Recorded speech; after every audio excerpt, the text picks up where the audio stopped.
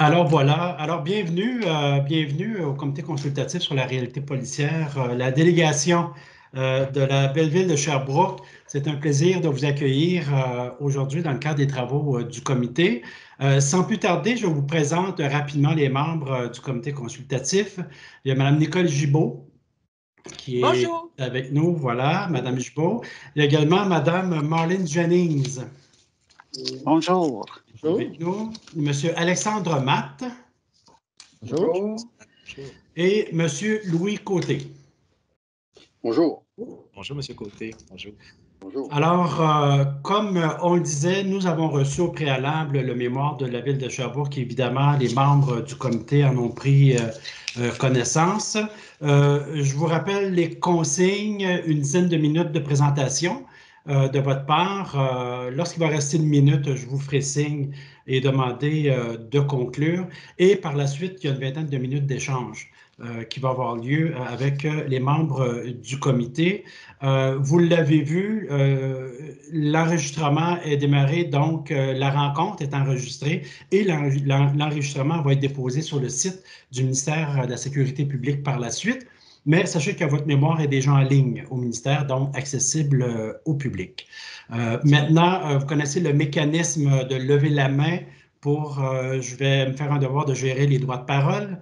Alors, sans plus tarder, si ça vous convient, la forme, Monsieur le maire, je vais vous permettre de présenter les gens qui vous accompagnent et ensuite entreprendre la présentation et on partira le chrono à partir du début de la présentation. Alors, la parole est à vous. Alors, merci beaucoup, M. Sévigny. Oui, les gens qui m'accompagnent, soit Mme Danielle Berthold, présidente du Comité de sécurité publique à la Ville de Sherbrooke, ainsi que M. Daniel Picard, directeur général à la Ville de Sherbrooke. Bonjour tout le monde. Bonjour. Bonjour. Alors, M. Sévigny directement. Allez-y. C'est bon, merci beaucoup. Alors, bonjour à vous, M. Sévigny, Mme Gibault, Mme Jennings, M. Matt, M. Côté. C'est un plaisir pour moi aujourd'hui de vous présenter le résumé du mémoire de Sherbrooke sur la réalité policière. Au fil des dernières années et des modifications législatives successives, on le sait, les municipalités ainsi que les services policiers ont bénéficié de beaucoup plus de souplesse. Alors, cela a été le cas, entre autres, en termes de mise en commun d'équipements et de locaux, d'entente de services, de détention et de transport aussi des prévenus, ainsi que pour le partage des services de soutien. Les services de police se sont structurés et sont devenus plus agiles et ils ont pu disposer aussi de ressources humaines engagées, fières et compétentes également. Mais au cours des dernières années, nous avons aussi assisté à une transformation rapide de l'environnement social et criminel dans lequel évoluent les corps policiers. Le service de police de la ville de Sherbrooke a plus de 135 années d'histoire derrière lui. C'est beaucoup. Alors, il compte aujourd'hui 323 employés au service d'une population de tout près de 170 000 personnes, à laquelle s'ajoutent 40 000 étudiants fréquentant des établissements d'éducation supérieure à la ville. Le service de police de Sherbrooke, comme la plupart des services de police québécois, a vu la nature de ces interventions se transformer au cours des dernières années. Les crimes contre la personne sont en forte augmentation depuis 2015, on le sait très bien. Les interventions liées aux enjeux de santé mentale, d'état mental perturbé, de tentatives de suicide et de suicide aussi, sont en forte croissance. De manière générale, le service de police de Sherbrooke se reconnaît donc dans les divers enjeux mis de l'avant dans le cadre du Livre vert. Outre les éléments du modèle actuel qu'elle souhaite préserver, la Ville de Sherbrooke veut mettre de l'avant des recommandations qui pourront alimenter la réflexion du comité consultatif autour des enjeux soulevés au 3e chapitre du Livre vert.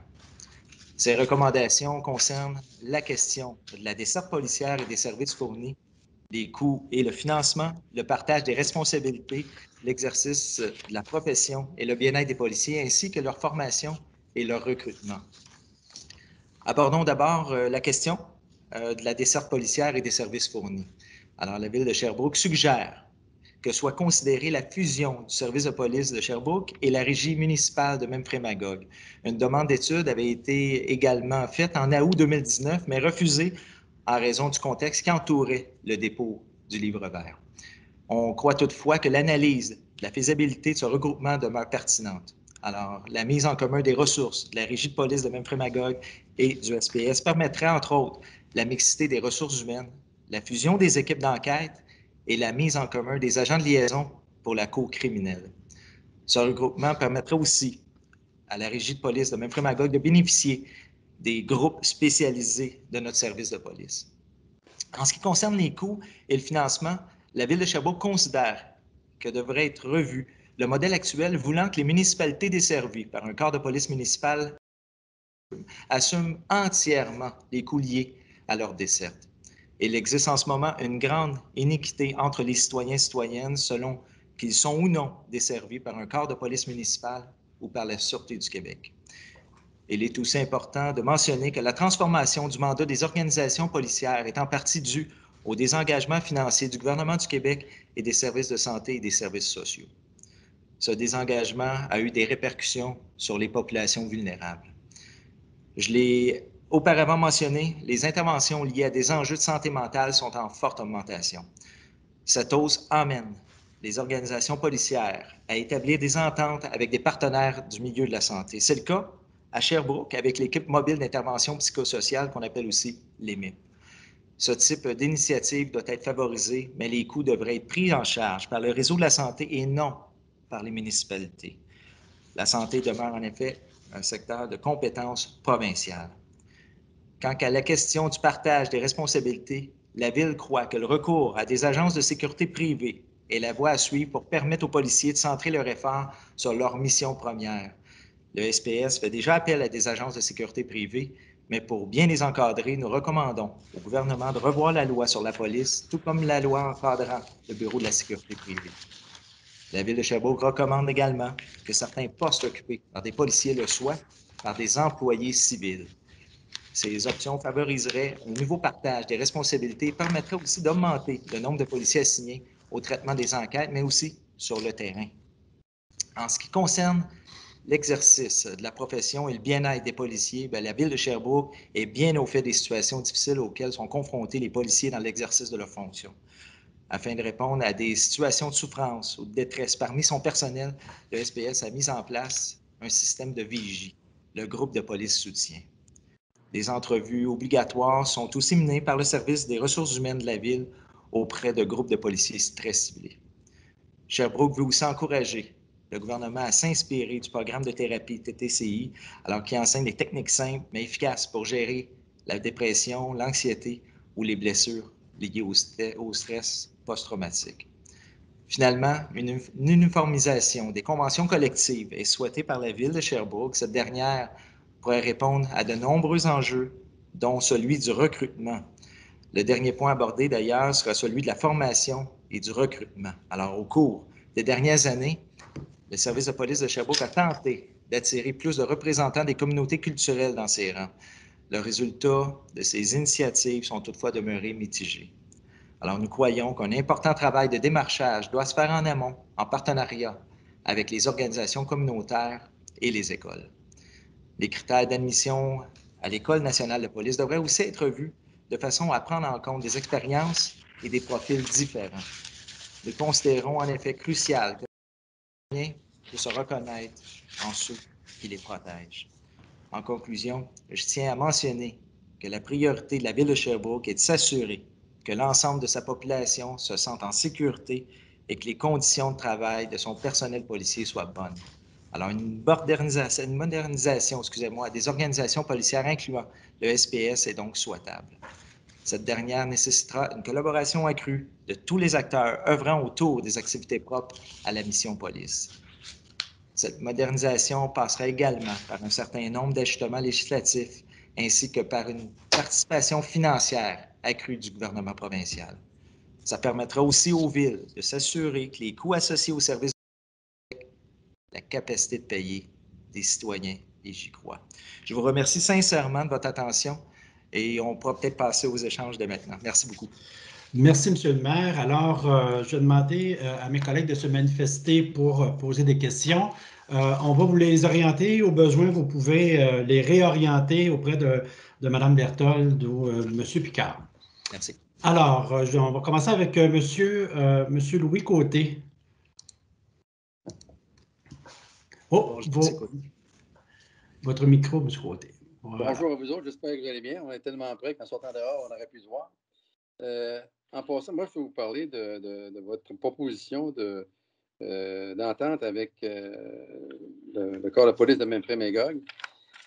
Si on regarde bien, simplement pour avoir des informations supplémentaires là-dessus, si on regarde bien, Magog est de niveau 1 et Sherbrooke est de niveau 2.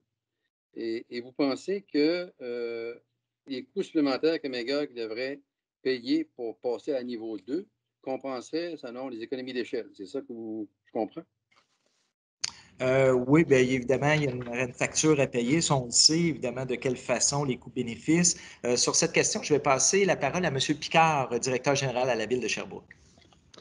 En fait, nous avions commencé à faire des échanges avec la régie de Magog pour être capable d'évaluer la possibilité en termes de coûts et de services.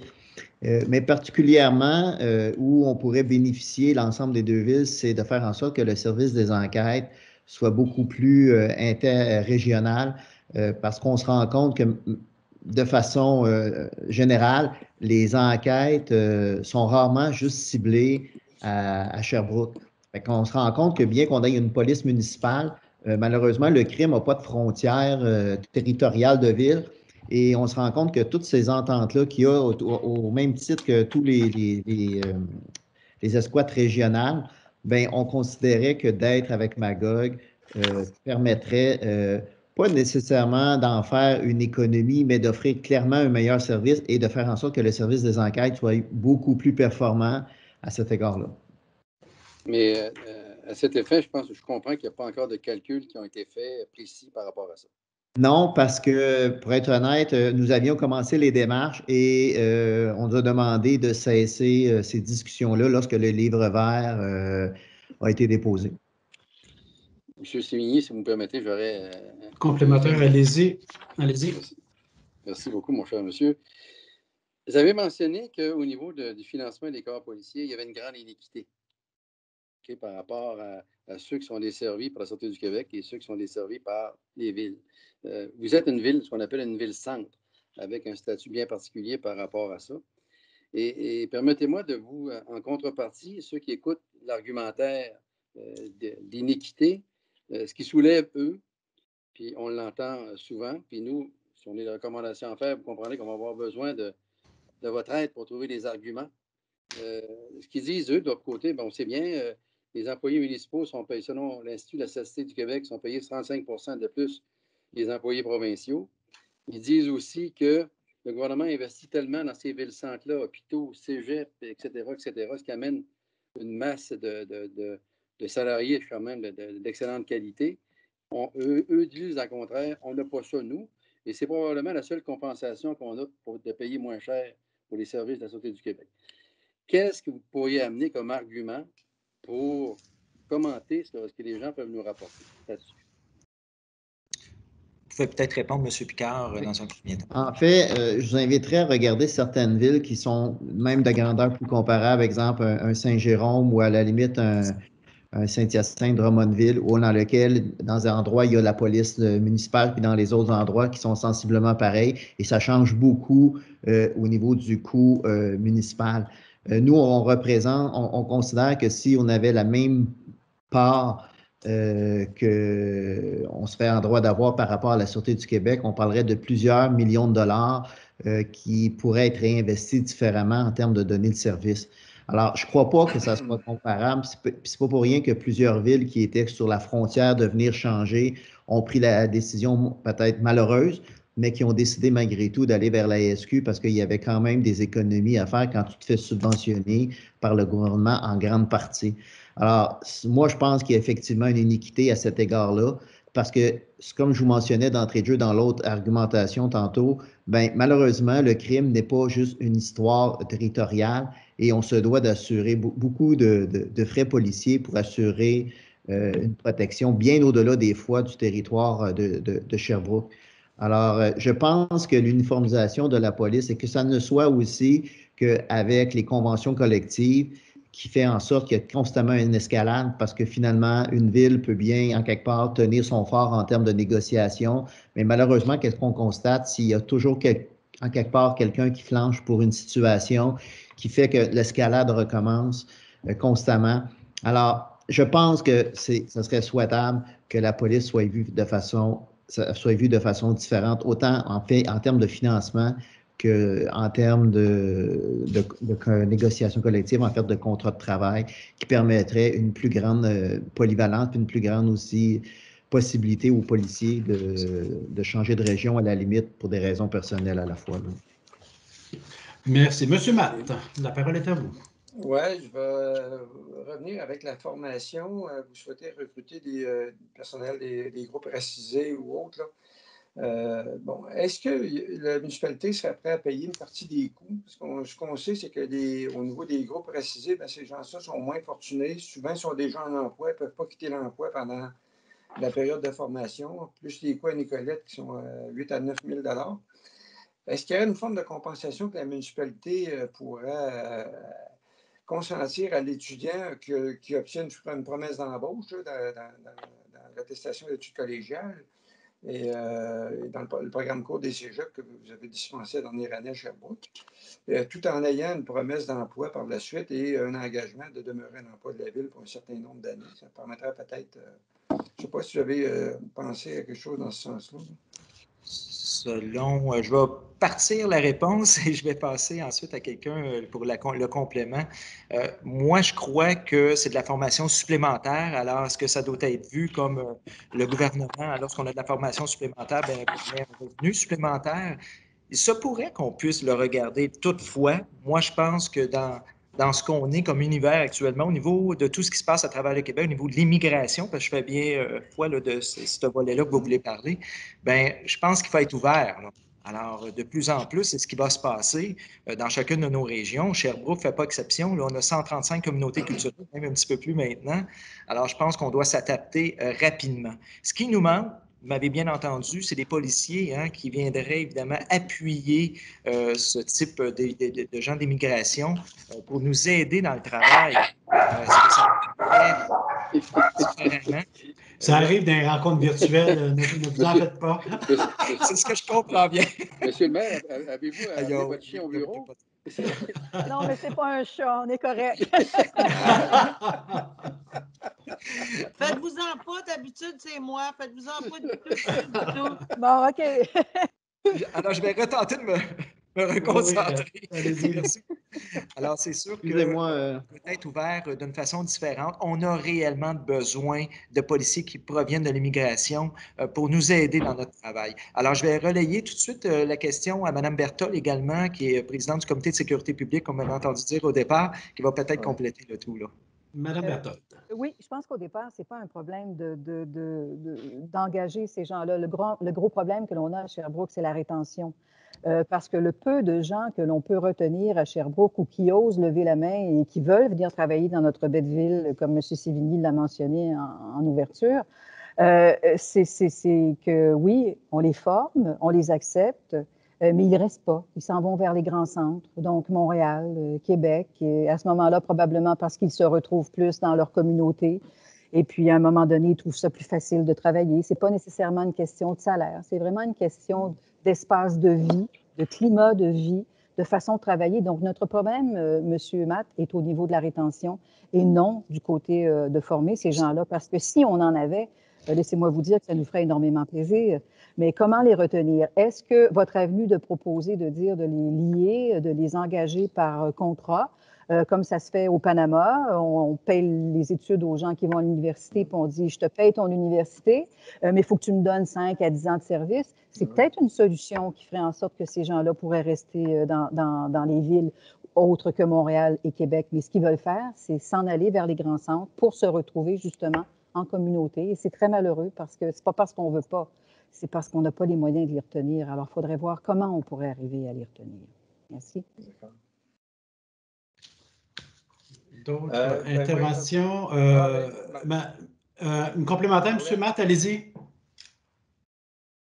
Oh, l'image a gelé, je pense.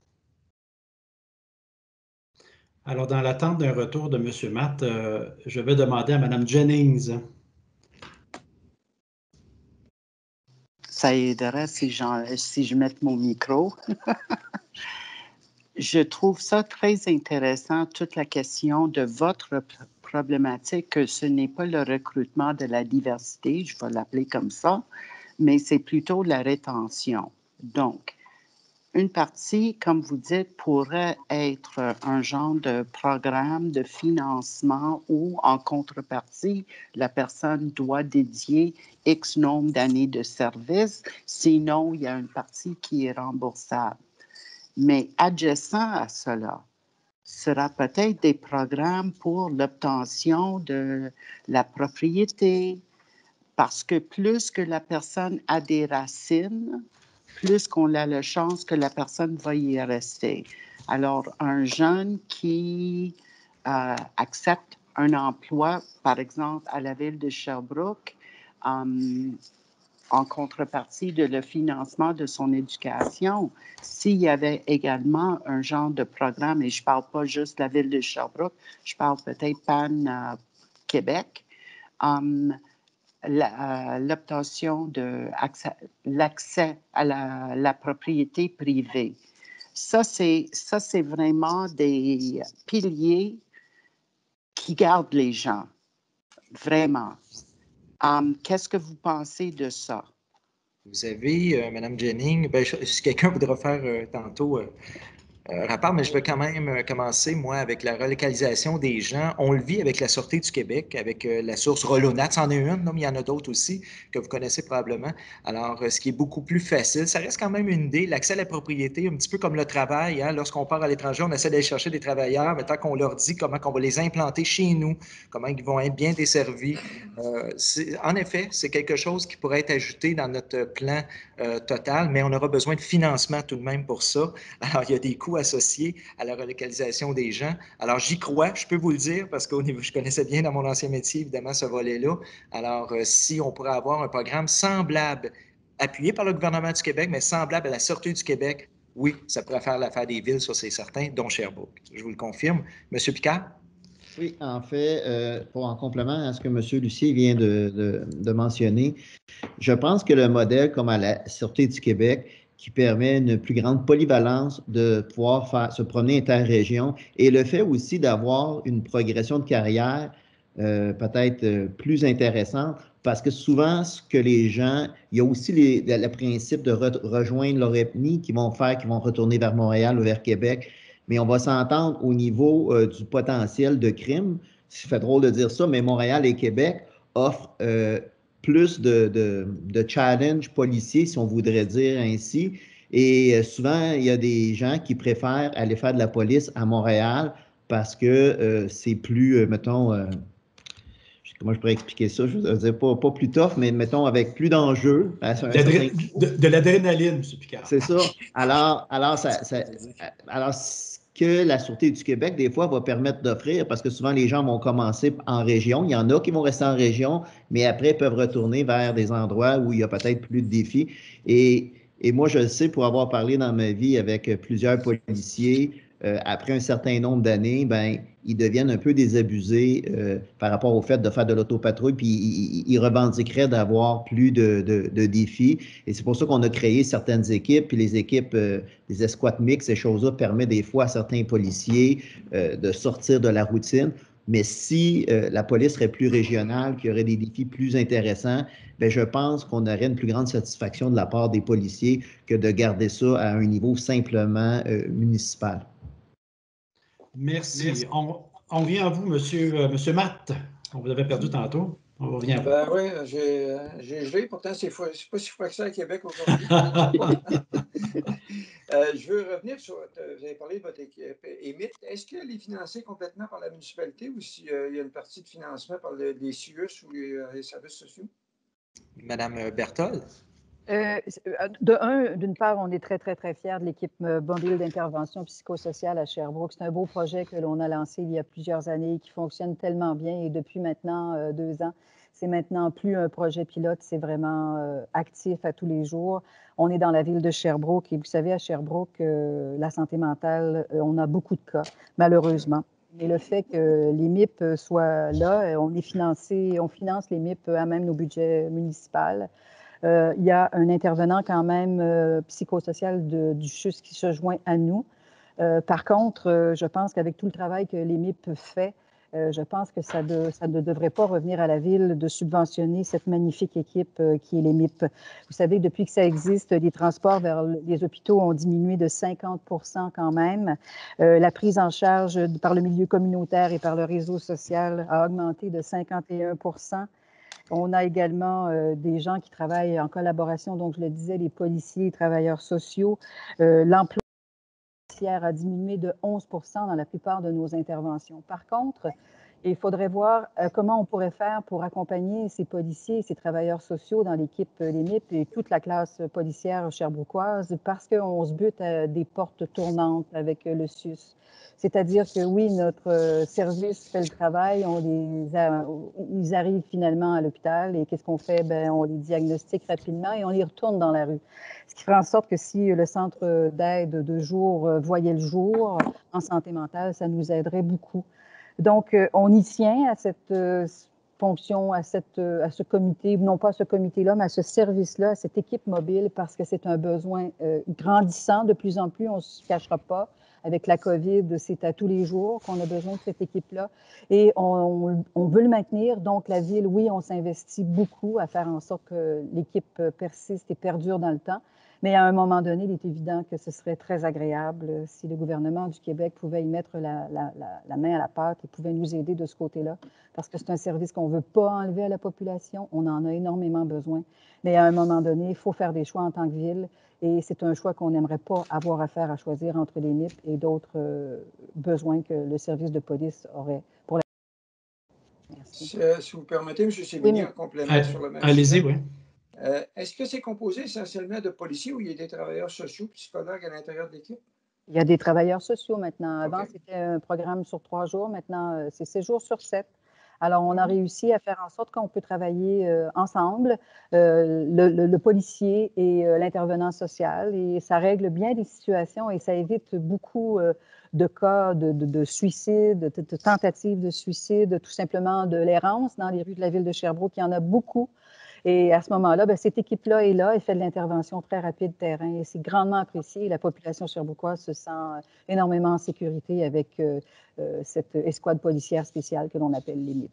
Vous avez un bon nombre, 1700 interventions la dernière année, d'après ce que j'ai vu dans les statistiques. C'est beaucoup? Oui, c'est beaucoup et je pense qu'avec la COVID, ça va aller en augmentant malheureusement et dans toutes les villes, j'ai bien l'impression. Mais je pense qu'on a vraiment besoin de ça et ce serait intéressant, comme je le répète, comme je l'ai dit, que le gouvernement du Québec s'intéresse davantage à cette forme d'équipe mobile parce que je pense que ça doit faire des petits et je pense que ça devrait être implanté ailleurs, dans d'autres régions du Québec parce que ça fonctionne vraiment bien et on peut sauver probablement bien du monde puis bien des crises avec cette intervention-là avec les MIP à Sherbrooke. Monsieur Sévigny, oui, allez-y. Juste en complément pour M. Matt, Mme Berthold va partager mes inquiétudes. Je suis persuadé, elle vient de le dire de toute façon.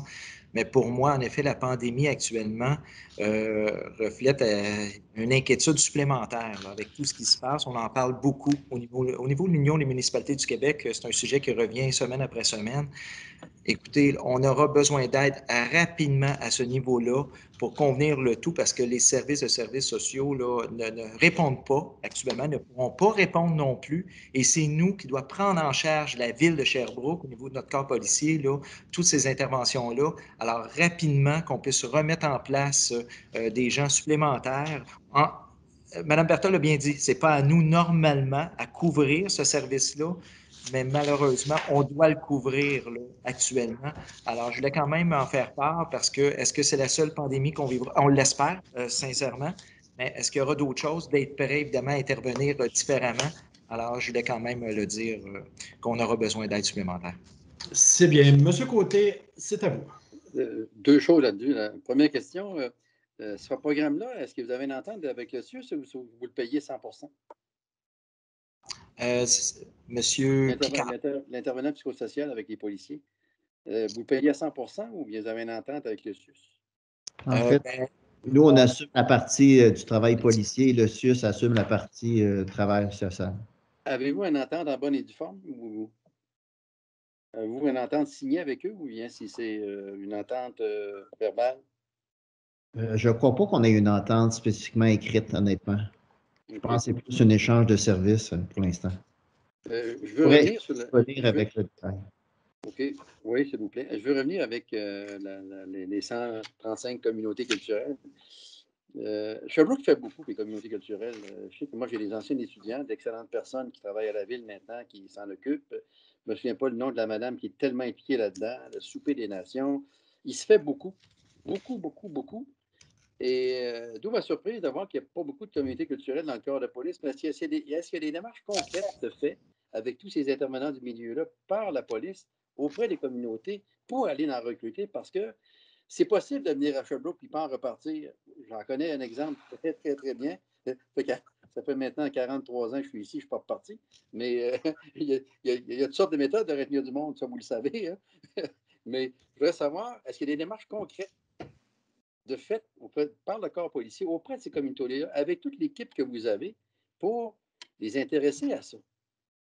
Nos corps de police sont très, très près au niveau du service d'immigration et avec les communautés culturelles de Sherbrooke, là, on fait souvent des activités ensemble avec nos corps de police, mais je vais laisser M. Picard compléter. En fait, oui, nos activités de recrutement cherchent à solliciter les policiers provenant des différentes ethnies à venir, mais malheureusement, on n'a pas eu un grand succès actuellement, ce qui est un peu...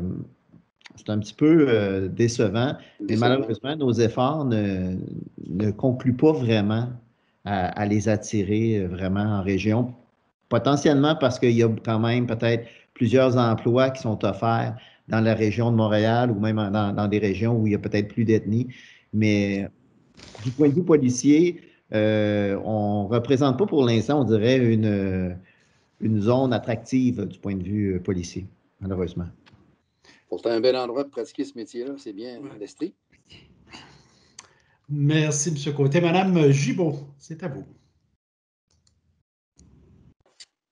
M. Picard, je vous mets en garde tout de suite. Ça se peut que mes chiens jappent. Inquiétez-vous pas, ça m'est déjà arrivé. Inquiétez-vous pas.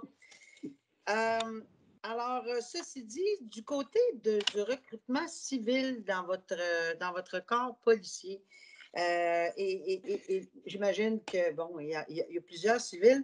Est-ce qu'il y a des coûts et des économies à faire? Parce que vous avez une prison, vous avez évidemment un palais de justice. C'est un petit peu comme notre région aussi là. Et les transports des détenus, puis à gauche, puis à droite, puis etc. Est-ce que c'est assumé par votre corps policier ou vous avez d'autres, ou il peut y avoir des diminutions de prix? Ça, c'est ma première question. Et l'autre question, là, parce que je vois que le temps file et qu'il y en a eu plusieurs, ce sera en lien avec votre nomination du directeur de police. Alors, je ne veux pas arriver tout de suite à ça là, parce que je ne veux pas qu'on mêle les deux. Si vous voulez bien, juste pour les civils, quelqu'un si on peut éviter des coûts, là, par exemple, à partager avec d'autres façons de le faire. Bien, c'est sûr qu'il y a des fonctions qui sont actuellement plus attitrées à des opérations policières qui, si la loi changeait, puis que ça pourrait être des gens civils, parce qu'on a actuellement déjà des gens en criminologie, OK, sur certains dossiers qui ont des spécialités qui aident, mais au niveau des éléments comme les empreintes, les emplois des fois de nature un peu plus scientifique, on aurait peut-être intérêt à ce que ces emplois-là ne soient pas nécessairement des policiers d'origine. Alors ça, il y aurait des économies à faire. Puis oui, pour la plupart du temps, lorsque les gens sont voyagés vers la prison puis qui partent de chez nous, évidemment, c'est nous qui assumons aussi ces coûts-là. Okay. Alors, votre question complémentaire, Mme Gibault. Oui, qui est dans l'autre sens, en tout cas. Alors, je vois que vous avez soulevé le fait que vous voulez évidemment avoir, disons, une main assez sérieuse dans la nomination du directeur de police. Puis, évidemment, on comprend là, avec les recommandations de la commission d'enquête dont M. Matt faisait partie et l'indépendance, etc., d'où l'importance là, que ça soit vraiment limité. Est-ce que vous avez un problème à ce que cette nomination soit élargie, c'est-à-dire le système de fonctionnement soit élargi pour qu'il y ait au niveau de la transparence, au niveau de la perception, qu'il n'y ait pas juste des élus ou les que ça soit juste la ville, évidemment avec un net regard, parce que c'est le directeur de police chez vous. Comment vous voyez ça? Ouais, vous savez, dans un premier temps, lorsqu'on fait des recrutements à des postes, puis c'est le même principe au niveau de tous les postes de direction à la ville, c'est d'abord l'administratif qui pilote le processus et on s'adjoint habituellement un ou deux élus au niveau de la sélection du directeur en soi. Et c'est une recommandation qui est faite par ce comité-là. Oui, qui est entérinée en bout de ligne par le conseil municipal, mais c'est d'abord une sélection qui est faite dans un principe avec administration et un ou deux élus à cet égard-là. Évidemment, je pense que dépendamment de à quoi pourrait aboutir le futur, évidemment, si la police devient plus régionale, etc., ben, on comprend que notre pouvoir va être nécessairement dilué, dépendamment de comment les corps policiers. Mais dans le contexte où Sherbrooke reste un corps municipal, considérant le fait qu'il y a quand même des éléments de gestion de budget local que la police doit faire, parce qu'on sait qu'on n'intervient déjà pas, puis on ne veut pas intervenir non plus du point de vue dans le travail policier, parce qu'on n'intervient pas à ce niveau-là. Mais lorsqu'on arrive au niveau budget ou lorsqu'on arrive au niveau d'organisation, j'appellerais du travail d'un certain sens, bien, on pense que la ville doit garder un certain pouvoir à cet égard-là et d'avoir une connaissance du milieu, bien, je pense qu'il y a certains mandats ou orientations qui peuvent être donnés qui est favorable qu'il y ait un lien un certain lien hiérarchique, si vous voulez. Alors, merci. Mme Gibault a raison, le temps file et je vais laisser une dernière question pour Mme Jennings pour compléter la rencontre. Mme Jennings, c'est à vous. Merci. Je suis toujours sur la question de la rétention et les difficultés d'attirer et ensuite retenir des membres de la diversité. Vous savez que dans beaucoup de communautés culturelles, ce qui est valorisé, c'est l'éducation universitaire. Nous avons entendu certains organismes, experts, etc., de parler de le rehaussement de la formation policière, qu'on devrait peut-être aller vers l'université comme formation quasiment de base pour permettre à ce corps de se professionnaliser et peut-être être considéré à un moment donné à un ordre professionnel. Vous avez peut-être pas pensé à ça, mais qu'est-ce que vous pensez? Parce qu'on réussit quand même d'aller chercher des diplômés universitaires dans la diversité via la convention. Ça va peut-être une autre façon, pas le seul, pour aller chercher la diversité. Si effectivement les qualifications, comme on a fait au niveau de les infirmières maintenant, il y a toute une programmation au niveau universitaire où on peut passer de notre technique sciences infirmières directement à l'université pour compléter un bac, etc. Comme on a ajouté une 4e année en éducation, qu'est-ce que vous pensez sur ça? C'est une belle proposition qui vous a été emmenée, premièrement, mais toutefois, sur le terrain, je pense que c'est là qu'on se rend compte réellement la spécialité qu'on voudrait faire. À titre de policier, là, j'imagine, là, je n'ai jamais été policier, mais je me mets dans la peau du policier pour avoir parlé avec certains, que de voir sur le terrain ce qu'on voudrait faire. Alors, des accompagnés, comme je disais tantôt, des accompagnés un petit peu plus loin dans le cheminement, je ne suis pas contre et loin de là. Hein. On pourrait les spécialiser dans autre chose, tout simplement, mais de les garder sur leur terrain au départ. S'ils veulent tout de suite y aller, c'est une chose, mais c'est une bonne proposition qui avait été quand même emmenée, ce que je vois là, pour faire face à la pénurie, entre autres, là, au niveau de la main-d'œuvre chez nous, comme ailleurs aussi, parce que je sais que c'est ailleurs aussi que la problématique. Là. Peut-être juste en complément à votre question, M. Sévigny, si vous permettez. En fait, je ferai un parallèle, comme vous avez fait tantôt, avec les infirmières. Puis ce qu'ils ont fait en ayant des qualifications plus grandes, ils ont pu confier des tâches plus importantes ou différentes aux infirmières. Et je vous ramène sur ce que je vous ai mentionné d'entrée de jeu. Si Sherbrooke reste un corps de police strictement municipal, ben même si nos gens auraient des bacs, des maîtrises, il faut-il encore qu'il y ait un challenge pour pouvoir l'utiliser, ce potentiel-là. Et on a fait d'expériences dans d'autres recrutements à la ville dans lesquels on était chercher des gens universitaires dans certaines fonctions. Puis malheureusement, on les a perdus, puis on se rendait compte que c'est parce que leur communauté n'était pas nécessairement tout à fait présente. On est allé chercher quelqu'un, entre autres en santé et sécurité, qui était très bien, puis a décidé de retourner à Montréal parce que sa communauté, il venait de l'Afrique et sa communauté africaine était plus présente à Montréal. Et pour élever sa fille, ben, il trouvait des liens plus grands. Alors ça, malheureusement, c'est difficile de lutter contre ça pour quelqu'un qui veut se rapprocher d'une communauté pour laquelle on n'a peut-être pas, on en a 135, mais des fois, c'est peut-être pas en nombre suffisant par rapport à certaines des communautés pour que les gens puissent se retrouver. Puis à Sherbrooke, on a quand même un bel effort communautaire pour aider les gens qui arrivent justement des ethnies à essayer de les retenir puis de les mettre en place. Mais malheureusement, des fois, il y en a qui ne trouvent pas toujours leur place à l'intérieur de ça. Fait que de focusser sur une formation plus grande d'un point de vue universitaire, c'est peut-être pas nécessairement la source de solution pour la rétention proprement dite.